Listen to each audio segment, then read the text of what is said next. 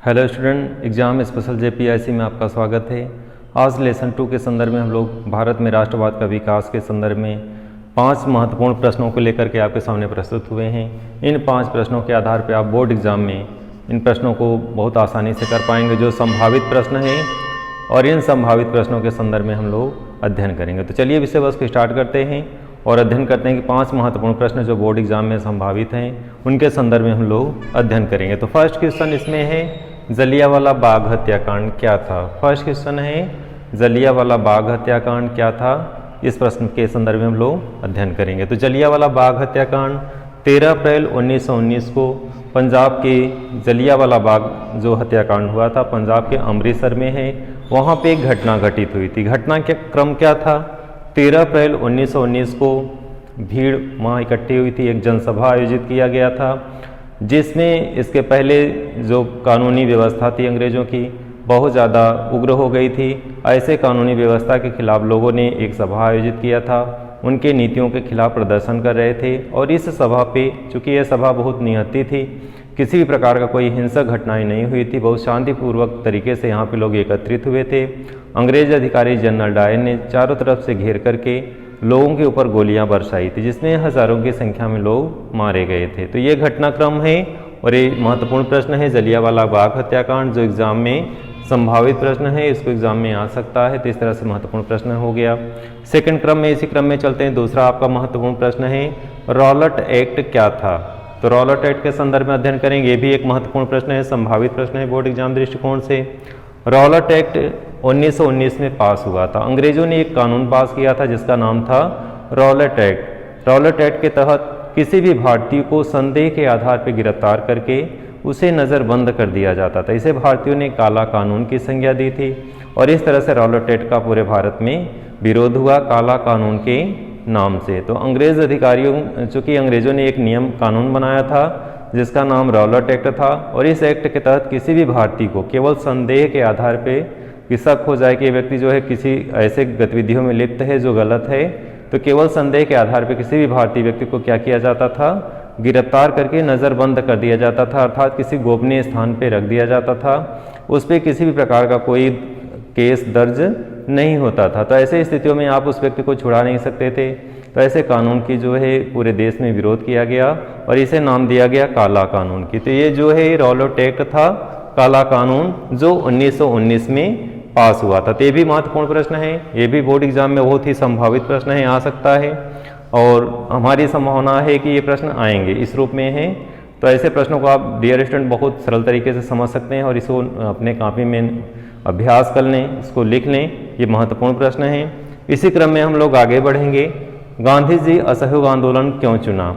तो असहयोग आंदोलन गांधी जी ने जो 1920 से 1922 तक चलाया था, इस रास्ते पे गांधी जी क्यों चुने? बहुत सरल सिंपल सा इसका अर्थ आप समझेंगे। असहयोग यानी गांधी जी पहले अंग्रेजों के सहयोगी थे, लेकिन अब वे असहयोगी हो गए और इसी क्रम में उन्होंने क्या चलाया था? असहयोग आंदोलन। इसके पीछे का कारण क्या था? इसके पीछे का कारण था जलियांवाला बाग हत्याकांड और रॉलेट एक्ट। इन दोनों घटनाओं के कारण गांधी जी बहुत ज़्यादा दुखी हुए थे। अंग्रेज़ों की नीतियां जो थी बहुत ज़्यादा प्रताड़ना से युक्त थी, भारत में लोगों को बहुत ज़्यादा प्रताड़ित कर रहे थे। ऐसे ऐसे कानून बना रहे थे, जैसे रॉलेट एक्ट इसी क्रम में था, जिसके कारण गांधी जी बहुत दुखी हुए और वे सहयोगी से क्या हो गए?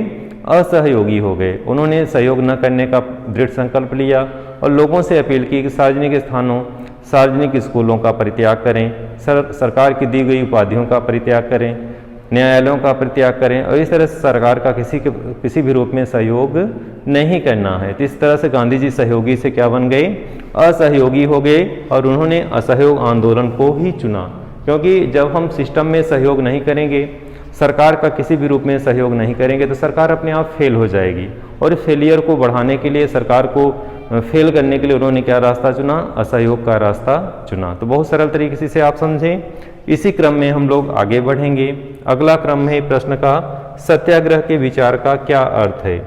गांधी जी का सत्याग्रह विचार के संदर्भ में हम लोग अध्ययन करेंगे कि सत्याग्रह का विचार का क्या अर्थ है। सत्याग्रह का अर्थ होता है सत्य का आग्रह करना, एक ऐसा रास्ता जिसमें गांधी जी चुने थे कि हम सत्य के मार्ग पे चलेंगे, स्वयं को पीड़ा दे करके, स्वयं को भूखे रह करके, प्यासे रह करके अपनी बातों को ब्रिटिश हुकूमत से मनवाना।